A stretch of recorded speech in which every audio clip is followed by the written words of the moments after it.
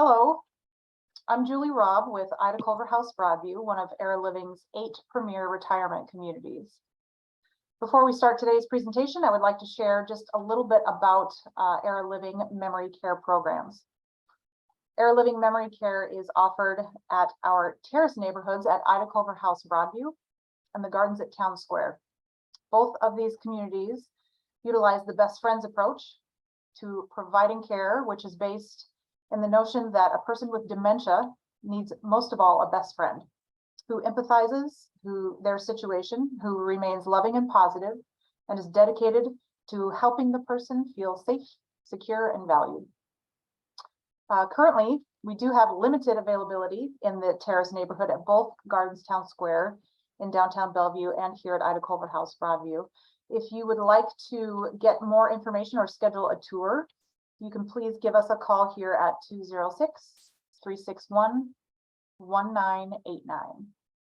To learn more about Era Living communities or Era Living memory care programs, I encourage you to visit our website, which is at www.eraliving.com.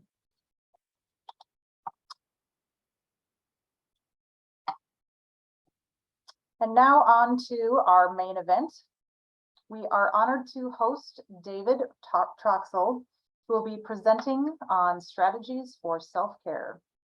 David Troxel has become internationally known for his writing and teaching in the fields of Alzheimer's disease and long-term care. He has co-authored with Virginia Bell 6 influential books and articles relating to dementia care, including his book, The Best Friends Approach to Dementia Care. So we will go ahead and get started. I'm going to turn it over to David, and you can share your screen with us. Well, thank you, Julie. Thank you, everybody. It's great to be with all of you. I'm actually in Chicago today on, businesses are coming back and I'm doing some traveling. So I'm doing a workshop here tomorrow. I'm looking forward to getting back to the Northwest, though, sometime hopefully next year, because I know some of you I've gotten to know through the webinar, and it'd be lovely to be with you all in person. But I just want to thank you all for taking time out in August when you all have busy summers going on to be part of the workshop here. So again, thank you to my best friends, my friends at Era Living, for all the great work you're doing. And I just thought I'd share with you that, as I often do before jumping into the formal content about any news that is going on, some of you may have read that this July was the annual meeting of the Alzheimer's Association International Conference. It's called AAIC. And for those of you who enjoy Googling, I'd encourage you to Google, results or news from AAIC, because this is the annual venue of the U.S. Alzheimer's Association, where people actually come in from all over the world and present their updates and findings from pharmaceutical studies to research studies, et cetera. And once again, I think it was a very successful meeting. They had something like 5,000 people registered, which is kind of amazing in today's world where we're still somewhat virtual. Many of my friends who went, I had a conflict, I couldn't be there this year, but many of my friends who went were really struck how so many of the young PhDs, some of the young medical students, young researchers looked like they were well under the age of 30, 35, 30, which I think again bodes well for the future. We are at record levels of research funding. So I'm hopeful that more and more we're going to get some better news. I will say that once again, it's very encouraging that lifestyle factors seem to be a very important factor, more so than we ever thought 5, 10, 15 years ago, that maintaining a good heart regime, what's good for the heart is good for the head. What's good for the heart is good for the head. Low blood pressure, watching your blood sugar, staying active physically, even just a few minutes of exercise every day, weight resistance, all looks very, very promising. The Mediterranean diet, engagement, socialization, activity. We do sense there are even several studies that said that people who are engaged in exercise and stretching and even fairly minimal activity, as long with socialization, that their mild cognitive impairment, those early symptoms that what we sometimes think of as the early stage of Alzheimer's, or even though technically it's sort of a separate disorder, that people who are active more and more with mild cognitive impairment maintain the status quo instead of normally converting to Alzheimer's, as about a third of them do over time. So lots of good materials. And in fact, I'll check with my Era Living friends, and maybe for our next webinar, I'll just go ahead and sneak in about 10 or 15 more minutes formal content about AAIC. But lots of good news ahead. And with that, though, I'll talk to another issue today that, of course, we know is so important, because Alzheimer's disease, affects 5 to 6 million Americans. But for every person living with Alzheimer's disease, we think there are at least 3 family members or friends or care partners who are involved in their care. And many of you on these webinar series have been caregivers as well. So today we'll talk about ways to kind of manage yourself. And I guess one theme that I'd like to talk about, having just got off a plane this morning that was very delayed. Forgive I'm a little bit bleary-eyed from my airport problems.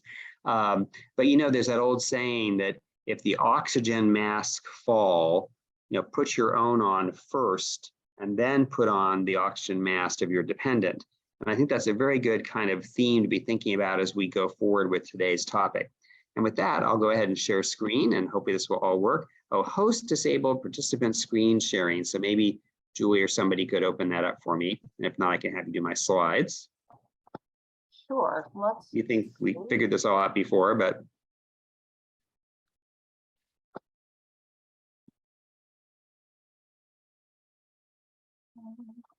Okay, that might have done it. All right, let's see. There we go. Good job. All right, can you see my screen? Yep, there it is. Great. Okay. So today we'll talk about the impact of Alzheimer's disease on families and care partners. I'll just briefly talk about legal financial issues, even though I suspect this group has their affairs in good order. Building a support team, decision-making, something we haven't talked about before in my series with Era Living about participating in studies and what are some options and ideas there, and then some time for questions and discussion.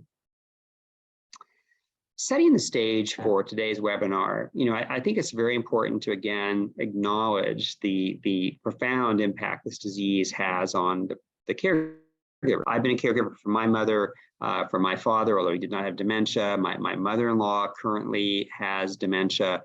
And, I will say that when you're a caregiver, you're kind of on 24/7. I know many people I've talked to, when you even have someone in another city or state, you almost never want to turn off your telephone, even when you go to bed at night. So this is a disease that causes enormous emotional, physical, and financial stress. And we'll talk about some of these issues and ways to kind of manage these during this next 30 or 40 minutes.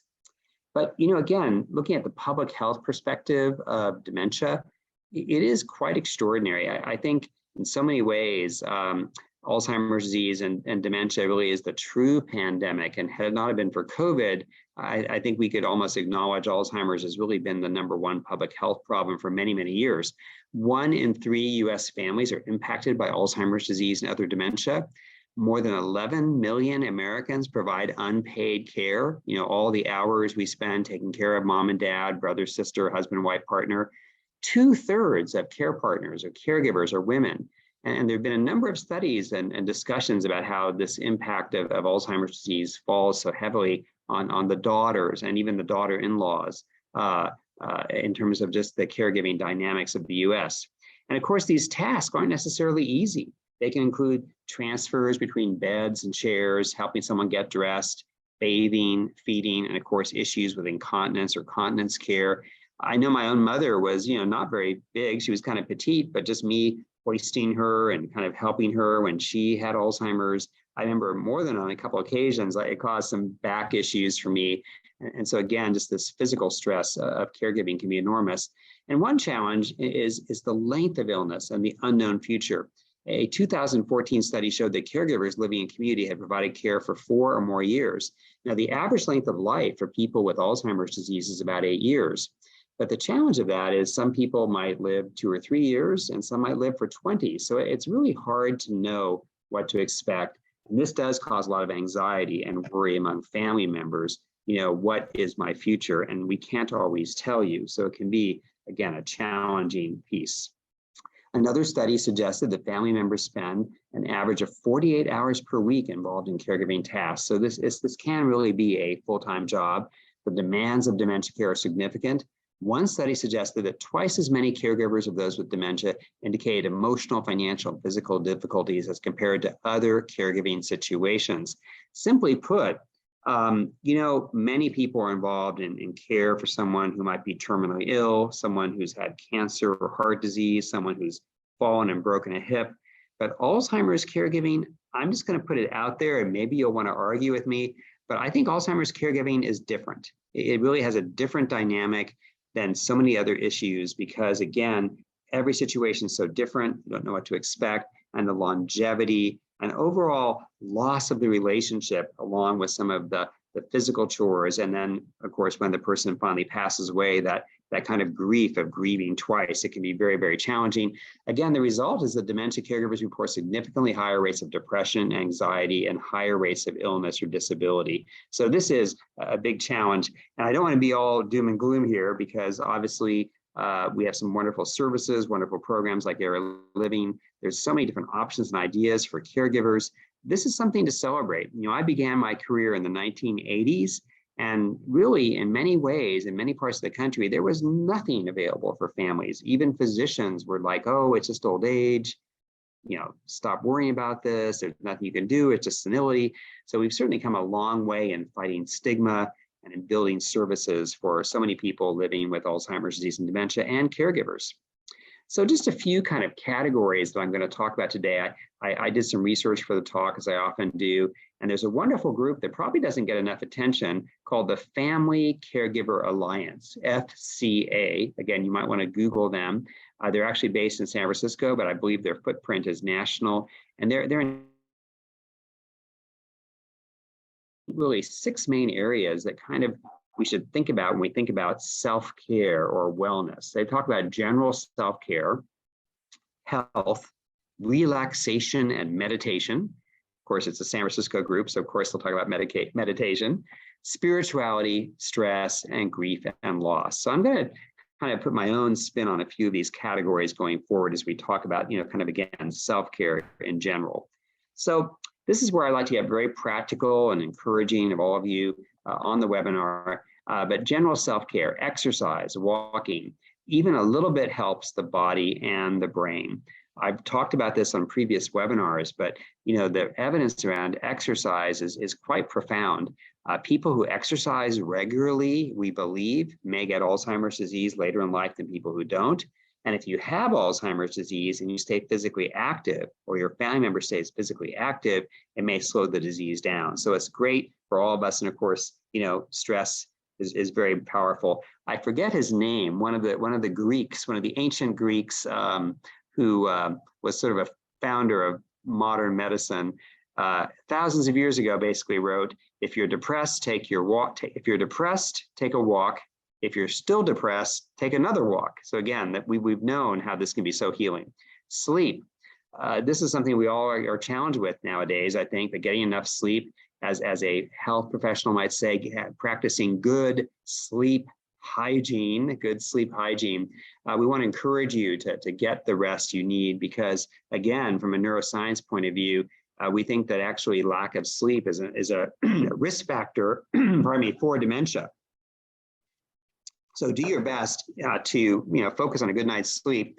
And if you are an active caregiver and you have someone at home and you're not sleeping well, this is a recipe for real concern. So do try to build in some kind of respite care, or that may be a tipping point. Again, if you're not sleeping at night because your family member wants to leave the house or is disruptive or getting up during the night, this may be a trigger point to look at assisted living or look at other services.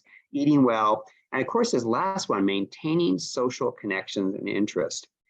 I'm going to be very real with you as I try to be and say that it is certainly true that friends sometimes fall away when you have Alzheimer's in your family. I've heard this over and over again from so many people that their friends just don't come by. They don't quite know how to respond or be with a person with dementia. I think this is getting better because so many of us have someone with dementia in our families. But the point is that this can happen.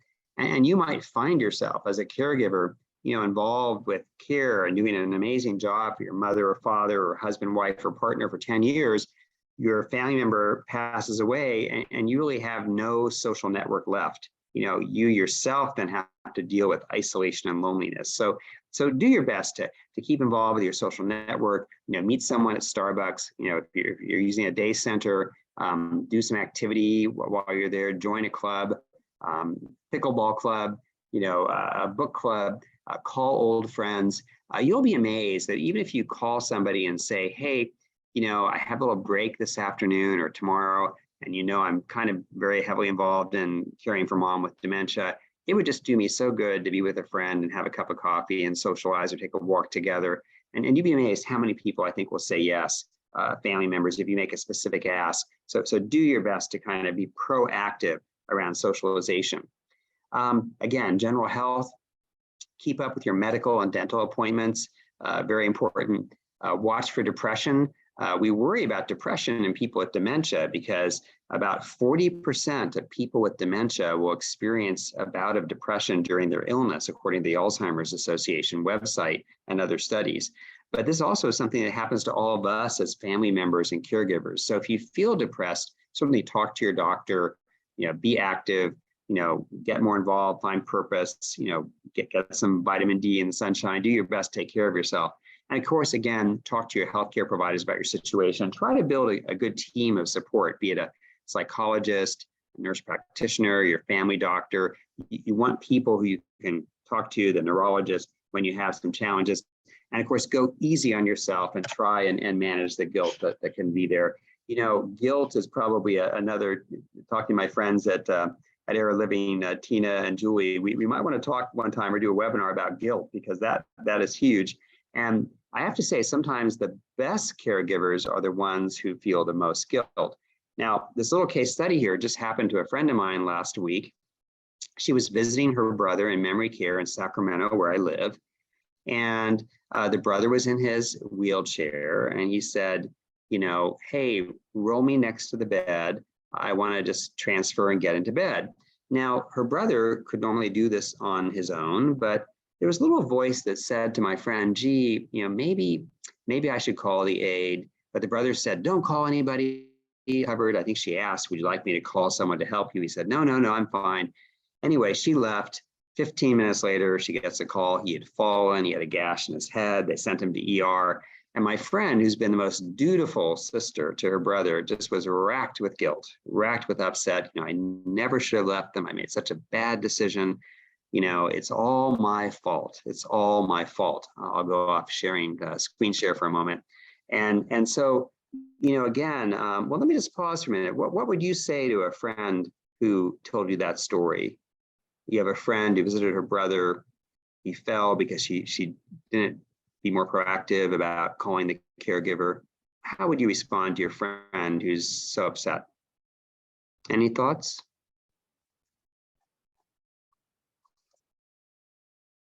We have a wise group here. Your friend feels guilty for leaving her brother for a few minutes and he took a fall. Any reflections?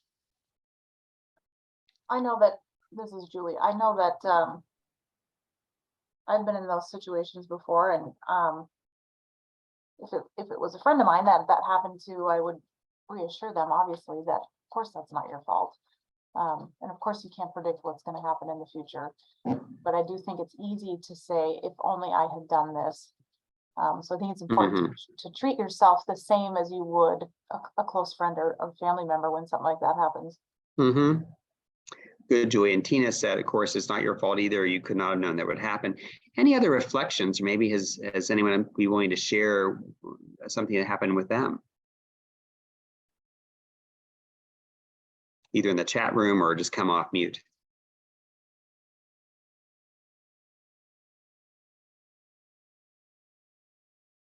Well, if anyone wants to jump in there, welcome to. I guess what I would say, I think you all kind of have sort of, realized it. It doesn't work necessarily to say to somebody, don't feel guilty, because that doesn't necessarily work. But I do think it's important to remind somebody, hey, you're a wonderful family member, you're a wonderful caregiver. You could have very well helped him into bed or had the caregiver come and he might have jumped out of bed or gotten out of bed at 5 minutes later and taken a fall. Try to be forgiving for yourself. None of us are perfect. We all might make a mistake now and then. but I think it's the totality of what we're trying to do that is really, really important. But I thought it was a very good little mini case study about how things can be going well, and then you can have some of these challenges. So again, recognize that I think really it's just the best caregivers who feel the most guilt now and then. All right, so stress. Let's again look at these categories from the Family Caregiver Alliance. How do you manage stress? Well, I think number one is try not to do it all alone. Don't wait to utilize services. The Seattle area is resource rich. You're not in a rural part of the US.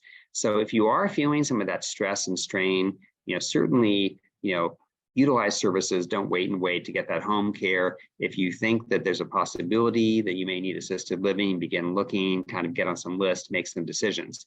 Ask family members and friends to help. Now, again, sometimes a caregiver will say to me, I've asked my children and they said no, or they're not reliable, or they won't do it for me. Well, that kind of becomes a never-ending cycle. And it is true that some families and some family members and friends will really rise to the occasion, some won't. But do try to be specific. What I recommend is you call your son, maybe the son who hasn't been all that helpful. Hey, can you go to Costco? I need you to get a 36 pack of Depends. Or can you, when you go to Target, can you get the following list? Can I email you my list of supplies? Can you pick up the prescriptions? Be very specific. Can you come from 2 to 5, because I like to go to my monthly music class, and it means a lot to me. Could you come Wednesday from 2 to 5? And again, if you're very specific, sometimes you can get those yeses. Hopefully that will be helpful. And of course, again, exercise, movement, all of those are very positive. Relaxation and meditation. Now, I have to confess, I'm someone who's tried meditation and really liked it, but I haven't really stuck with it. I'm kind of re-inspired after this year's AAIC and reading some of the research about how actually valuable to the brain and to the body and to our health and wellness, meditation can be. Breathing, slowing down, taking that 10 or 15 minute piece of the day. My guess is that Era Living, if some of you are residents there, probably has some classes on yoga and chair yoga and wellness. Dip your toes in. They can be very, very important. Music. We know that it's very therapeutic for people who have Alzheimer's disease. There's actually a lot of evidence out there that words and song lyrics and music sort of survive in the brain longer than words do. So again, music is very therapeutic for the person with dementia, but I'm going to put it out there. It's also very therapeutic for us. So build in some time to, talk to your smart speaker and play your favorite country western music or opera or classical music. This is a great thing to do with the person with dementia. Do this in a relaxing way. You can say to your mother, Mom, I think it's time for our afternoon concert. I've got 2 tickets, come with me and sit and enjoy something on PBS or the radio or on one of the satellite channels, just to enjoy this time together. I know the weather in Seattle can be daunting, but get outside. And I think another thing that can be powerful is to kind of build back some rituals and traditions in your day.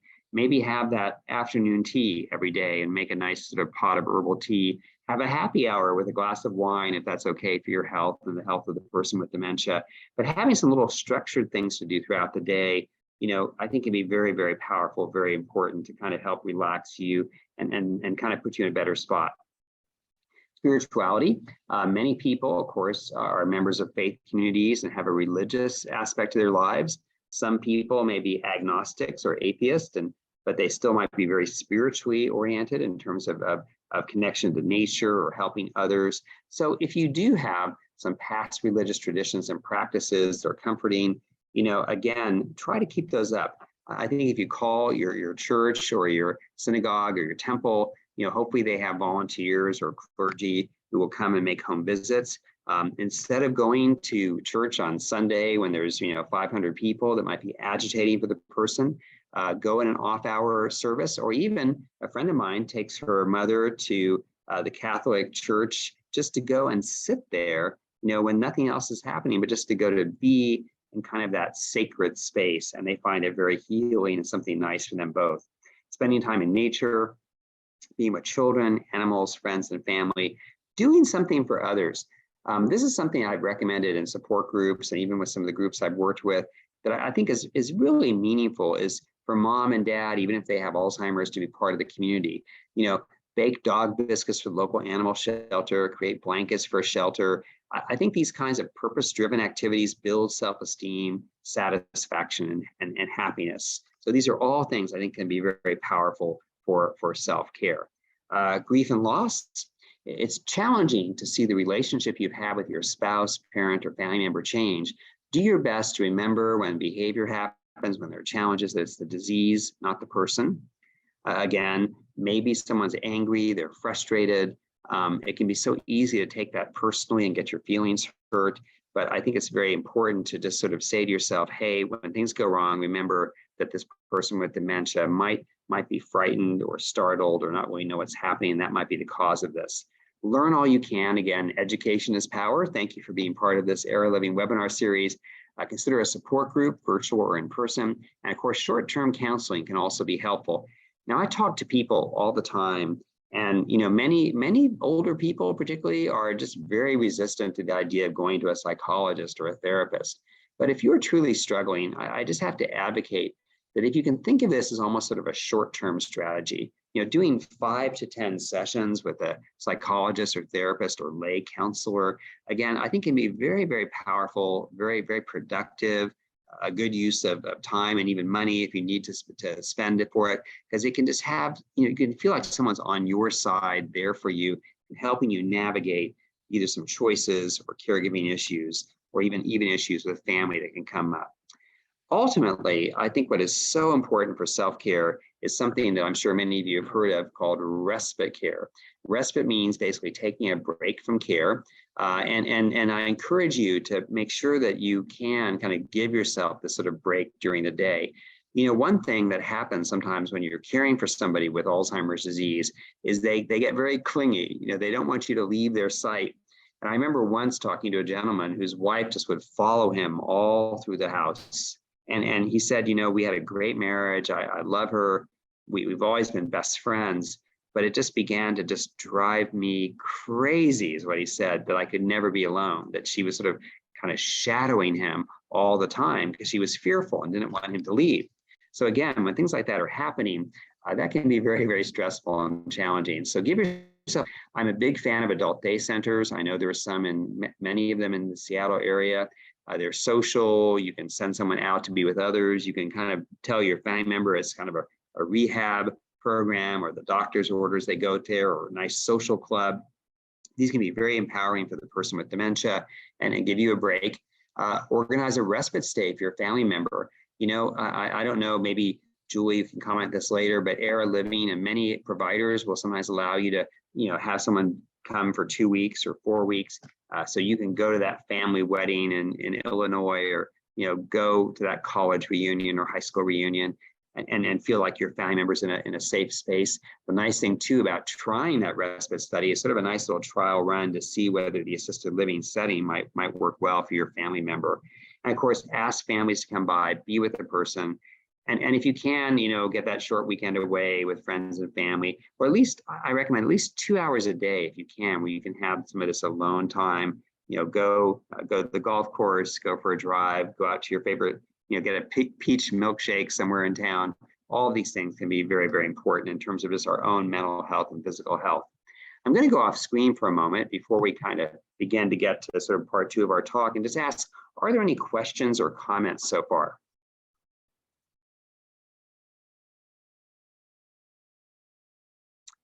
Maybe someone from Era Living could mention whether you all do have respite services available. Sure. So Era Living, at least I can speak to Ida Culver House Broadview. Usually we're a month-to-month rental community. So usually the shortest stay here would be a month. There are some other communities that do a shorter period of time, but here the shortest stay, like I said, would be a month. Okay. For the gardens, I just want to say we do not do respite here, unfortunately. Okay. So it looks like there's a few questions in the chat box here. I see one of them from Alicia. I'm challenged even with direct ask getting support from my siblings.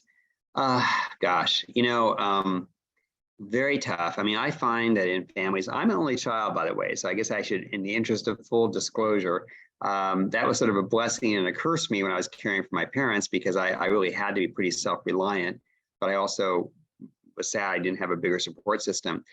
You know, I guess what I would say is, you know, keep trying, see if you can make these specific asks. I think sharing your own feelings, sharing, you know, hey, gang, you know, a lot of responsibilities on my shoulders. I really feel like I'm gonna not do well and not be well if I don't get a break. We need to talk, because after all, what happens if something happens to me? Because again, Alicia, let's say, God forbid, you fall and break your ankle or something happens to you. Is there that plan B? So I guess what I would encourage is, you know, maybe considering a family meeting. You can even have a facilitator, maybe someone help lead the discussion. Asking families to be supportive and be helpful. But here's the rub. If you have, let's just say for the sake of argument, two brothers who just will not be part of the solution, maybe they're in denial, maybe they live out of the state, maybe they, you know, legitimately have, you know, major health issues of their own or family issues. In some ways, I recommend to people, I think you almost have to kind of get into that acceptance space, because if you continue to, you know, feel like they're letting you down, you know, they're not keeping their commitment, I think that just begins to create a lot of negative energy for you. So do your best. I maybe encourage a family meeting, encourage plan B, keep trying, but focus, if that isn't working, on the siblings and or friends who are helping. I think that would be part of my advice there. I'd like to just ask if anyone else has any ideas for Alicia about ways maybe you've been able to get more family support.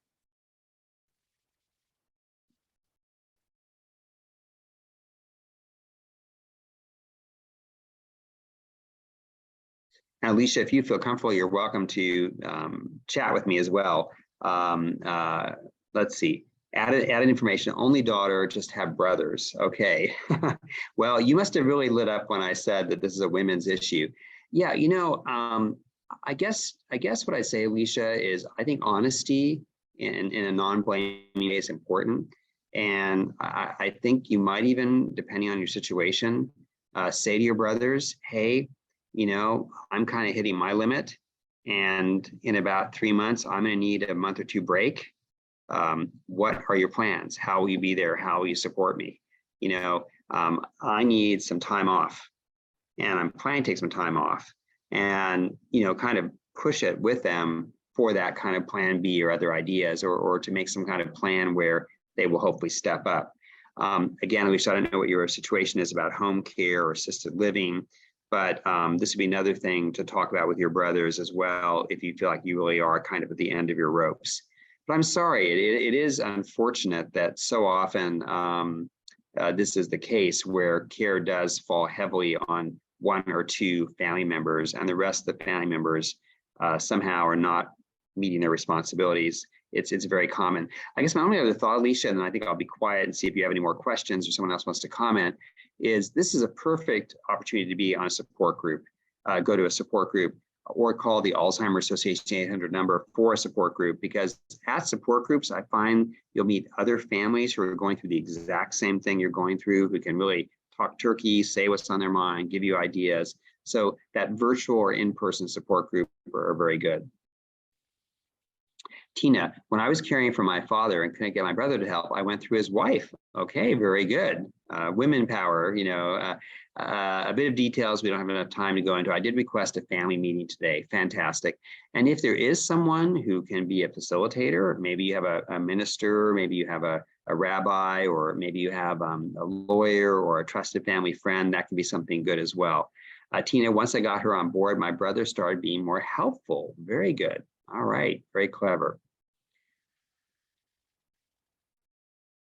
Well, we'll move on. And Alicia, I certainly invite you to reach out to me if I can answer any questions to you. I'm always happy to talk to people offline, and perhaps you'll even come to our next webinar and give us an update. But I think you're making some very positive steps. So I'll go back into my PowerPoint.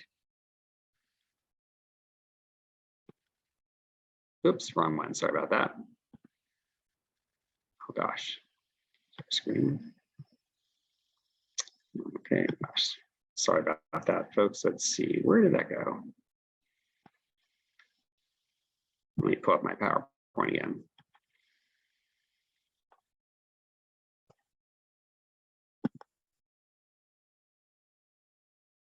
There we go. Hold on 1 second. I'm just pulling up the right slide.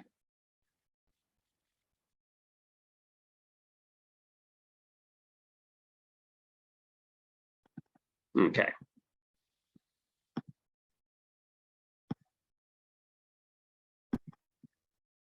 All right, very good.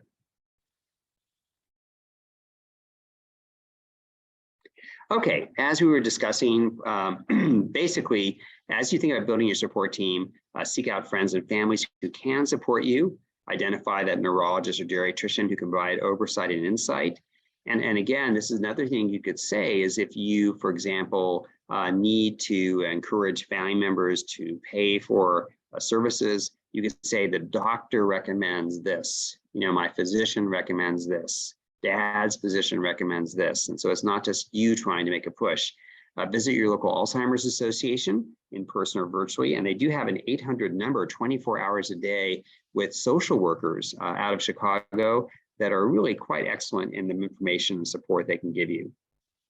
One small kind of side piece that I've talked to families about often is that, and perhaps Alicia, your brothers are doing this to you too, but sometimes people are very quick to give you advice and tell you what they think you should do. And even though perhaps it's well-intentioned, it can cause more stress. So if you have a neighbor or friend who's always telling you what to do, or a brother who's telling you what to do, and you find yourself almost feeling a bit of resentment over these people giving you unsolicited advice, I do say try to keep the long view. Some friends and family rise to the occasion, others do not, again, with their support. And in terms of that last bullet here, answering unwelcome advice, one tip that I got given to me years ago at a support group was that when you're given unsolicited advice from your family member or friends, just say, thank you for sharing, or thank you for sharing your thoughts, and just don't engage if, again, someone's giving you this advice that is very unhelpful. Adult children, of course, are notorious for giving people advice and their parents and doing this.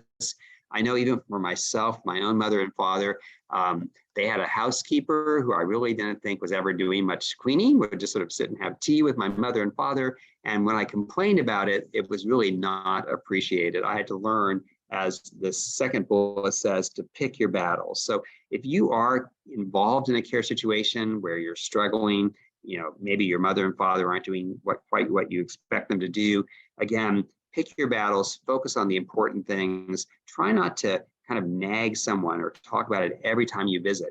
Maybe, again, you're trying to get them to get more in-home help. Bring it up every 2 or 3 weeks, not every 2 or 3 days. And all of these things can be very, very helpful in kind of managing family conflict. I want to cover just 1 or 2 more topics before we begin to wind down today about just the challenges of caregiving. And I think a big one is decision-making. Trying to figure out the autonomy, the balance between giving your parents, for example, autonomy, but what if they start making poor decisions? When do you jump in? How do you make these things happen? These can cause a lot of stress and strain. I talked a few months ago to 2 grandchildren whose grandmother, their father had died. So it was the grandmother with dementia and the 2 grandchildren. And the grandmother just refused to leave her home, even though it was very, very unsafe to be there. And they really had to balance, like, when do you act and all of these things. So I just want to acknowledge this can be very challenging under the stress and strain of caregiving. Certainly I always try to start off by talking to the person, grandmother, we really want you to think about finding a better place to live, with all these stairs and steps. We're worried you might fall. We think the doctor and others would like to see you in a safe place. Again, at least try to float that trial balloon, however unsuccessfully. But when really kind of the rubber meets the road, when you're truly challenged right now, I want to introduce you to this idea of substituted judgment. If your family member is making bad decisions, if things aren't going well, we're sometimes just so hesitant to kind of be the bad guy or make change happen. But substituted judgment basically is a concept from ethics that says that if someone is not making good decisions and they're impaired in some way, we should say to ourselves, well, what would they have wanted us to do if we could have talked to them about this 25 years ago? So perhaps these grandchildren, if they could kind of imagine, well, what could grandmother have wanted if we said to her, grandmother, you're being scammed financially by neighbors, you're running around town disheveled, you shouldn't be driving, you're not taking your medicines, you're not eating well, your hygiene is poor. Would you really want us to do nothing and leave you at home, or would you want us to act? And the odds are most of us, if we were presented with that set of facts, would say to our kids, hey, even though I really hope I can stay at home, I would want you to act. And this sort of idea of substitute judgment can help us, I think, kind of turn those no's into yeses and kind of make an action plan. I think very, very powerful. Now, the last bullet there is kind of my Hail Mary pass here. But if you have a family member, let's say your mother and father, maybe your mom has dementia, your dad is still the caregiver, they're not making great decisions, but they're still legally competent. Again, pick your battles, make a game plan. But I want you to have a plan of action so that when the inevitable crisis happens, and there will be the inevitable crisis, a fall, the bathtub that overflows, the car crash, hopefully nothing too serious, you want to be able to jump in right then and there and make something happen. So perhaps maybe your mother with dementia has a fall, she goes to ER, she gets hospitalized. Maybe you, instead of taking her back home, move her right into memory care. Mom, this is where you need to go. You need to build your strength. This is for rehab. And again, this idea that you kind of get her to that safe place and hopefully she'll enjoy it, she'll like it. Mom, you need to build your strength. It's a great place to be. And this is sometimes how you can make things happen. But you have these little windows of opportunity sometimes, and you want to be able to take advantage of them as well. Something we haven't talked about much in these webinar series, but again, as we think about self-care, I have to say that for me, one of the things that I've been so moved by in my career is how many families have said to me, David, I really probably can't help myself at this point, or my family member with dementia, but maybe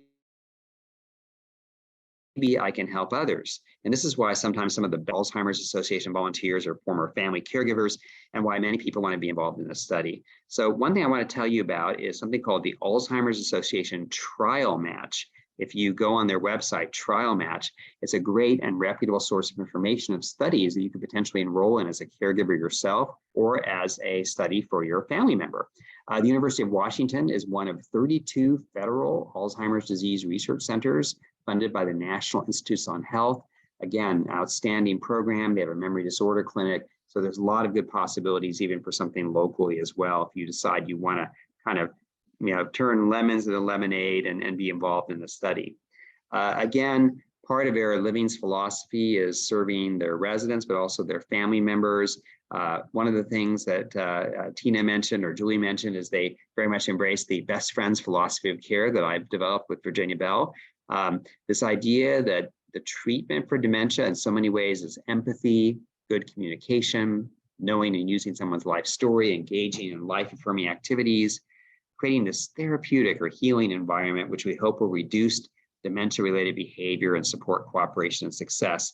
Again, this idea of a therapeutic healing environment, rearranging flowers, this lovely picture of this woman with dementia, kind of engaged in purpose and activity. These are all things that I think can be very, very powerful, because when mom is doing well, certainly that helps reduce our stress. When we feel like something's going well, when we have mom in assisted living, lots of good things can happen. I think what I'll do, Tina, I don't know if you're still online, would you or Julie like to talk about these University of Washington and Seattle area resources, or would you like me to keep going? I think potentially Tina would be. Hi, yeah, Tina here. Tina was so happy, so nice to provide some of these local services, Tina. So I know one thing at Era Living is even if you're not ready to put somebody into assisted living, the team there is really supportive of just helping you find resources. So don't hesitate to visit or call them. Absolutely. Tina, thanks for giving me these resources. Would you share a bit more about them? Absolutely. So the UW Memory and Brain Wellness Center is through UW Medicine, and they're located down near Harborview, and they have just a wide range of services and support available, from early diagnosis and family support programs. And then the Memory Hub was developed and opened very recently by the UW Medicine Memory and Brain Wellness Center. And it's, I don't know if those of you that are local know where the Fry Museum is, but it's situated there in that vicinity. And they have a lot of resources they brought together, things like elder, what am I trying to think of? There's an art organization that is there. The Alzheimer's Association has resources there. It's just a center that has all kinds of different support services available. If you haven't yet, I highly suggest check them out online, because then you can learn a lot about what they've got, and they may have something that's perfect for you. And then the Greenwood Senior Center, for those of you that are in North Seattle, the Greenwood Senior Center has an incredible number of support groups. And in fact, one of them is it's adult daughters caring for their mothers. That's a very popular one. There are a couple of terrific social workers. Karen Mack is one of them that facilitate a number of groups, and they also do some individual counseling and support services. So I encourage you to reach out and learn more about the supportive services available to you, because as David mentioned earlier, we are very lucky that we in this area have such a breadth of services. And then there's a question, do they have locations in Shoreline? I'm not sure, but it's definitely worth checking into. I know the Greenwood Senior Center, some of their support groups are actually online for people's convenience. So that's definitely worth checking into. Okay. Thank you, Tina. Thank you. You bet. So again, thank you all for being part of today's workshop on self-care. I hope you gained a few ideas. If you'd like to learn a bit more about my own work, I'm at bestfriendsapproach.com is my website. I'm also on Facebook. If you are on Facebook, however controversial these days, if you type in the word Best Friends Approach, you can like that. And I sent out lots of articles and ideas and blogs related to quality dementia care. And of course, Era Living has a very excellent website, eraliving.com//memory care to learn more about the Era Living program. So with that, again, I will go off of the sharing mode, and we have a few more minutes. If anyone has any other questions or announcements or things they'd like to talk about, you're welcome to put them in the chat room or to go off mute and talk with us.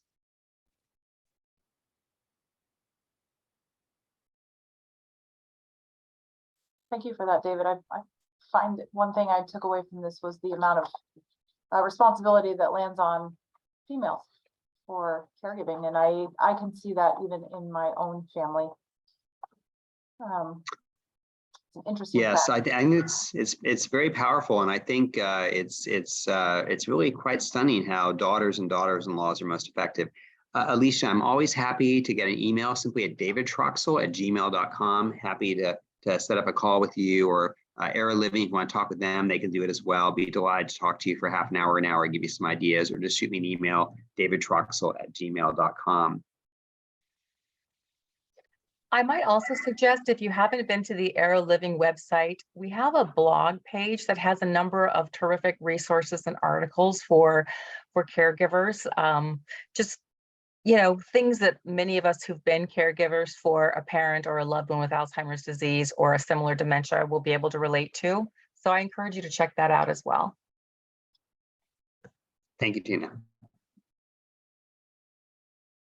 All right, well, if we don't have any more questions, just like to let everyone know that we will be emailing a recording of this presentation to all participants.